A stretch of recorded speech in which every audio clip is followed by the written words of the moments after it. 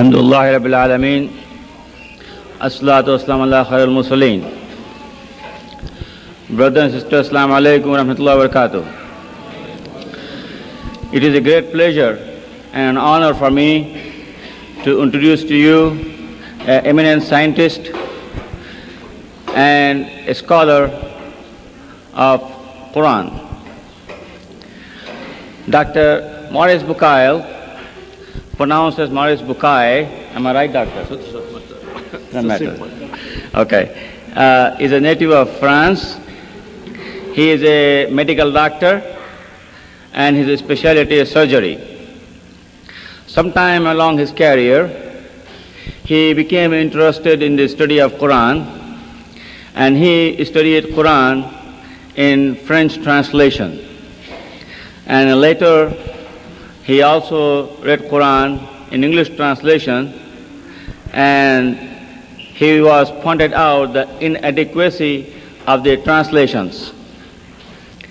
As a result, at age 50, he took upon learning the Arabic language, and he became a learned scholar in Arabic, and he found out the real inadequacy of the translations and problems.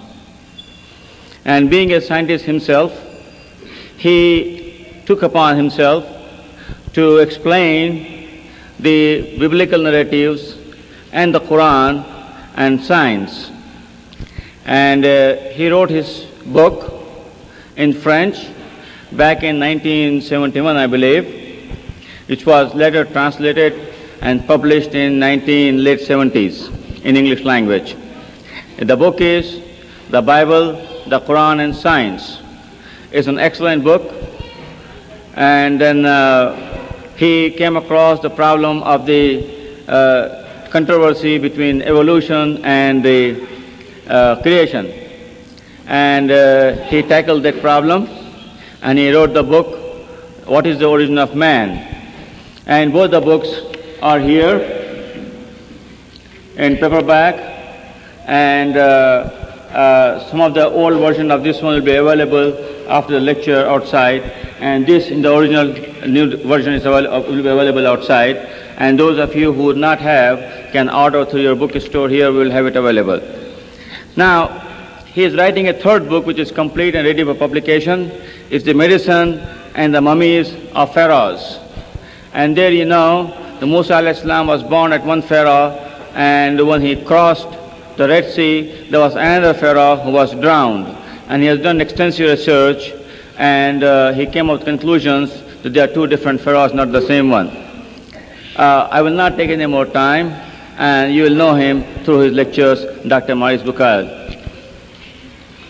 Mr. Chairman, I want to thank you very much for your kind introduction. It is my pleasure to be among you this evening. Ladies and gentlemen, Assalamu alaikum.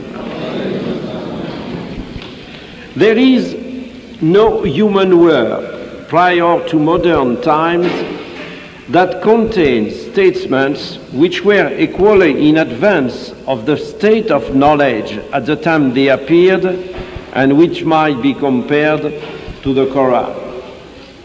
There is perhaps no better illustrations of the close links between Islam and science than the Prophet's hadith.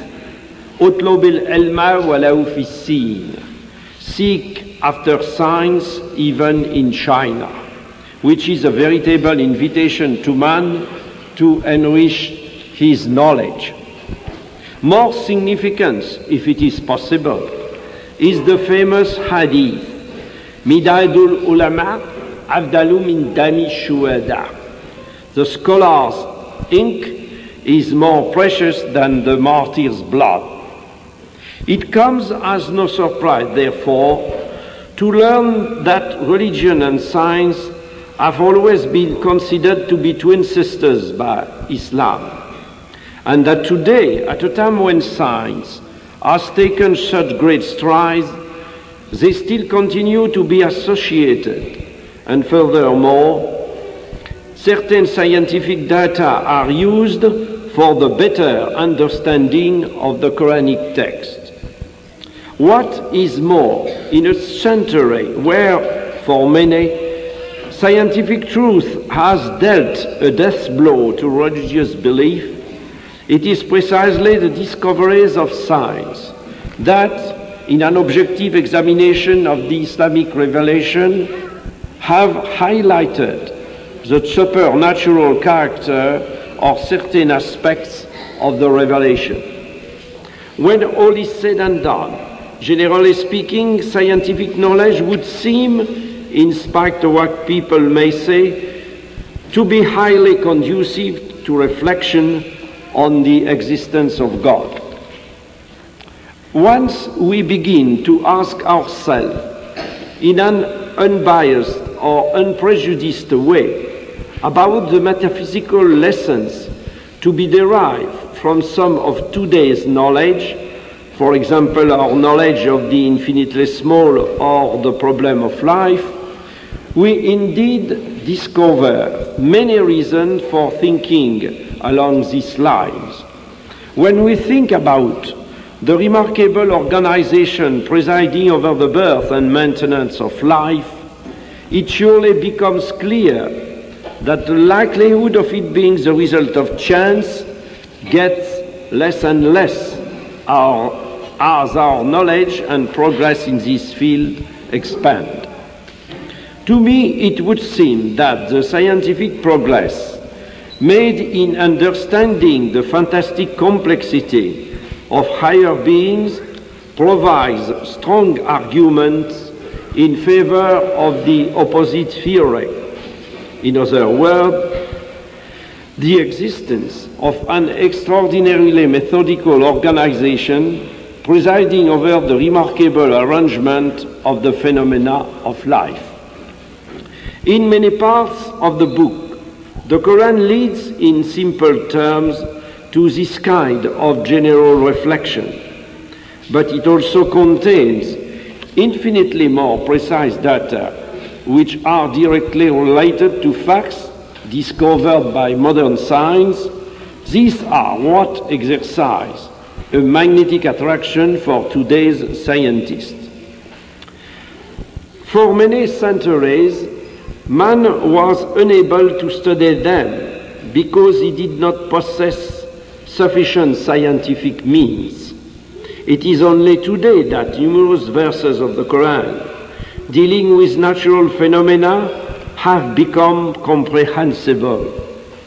A reading of all the commentaries, however knowledgeable their authors may have been in their day, bears solemn witness to a total inability to grasp the meaning of such verses. I should even go so far as to say that in the 20th century, with its compartmentalization of ever-increasing knowledge, it is not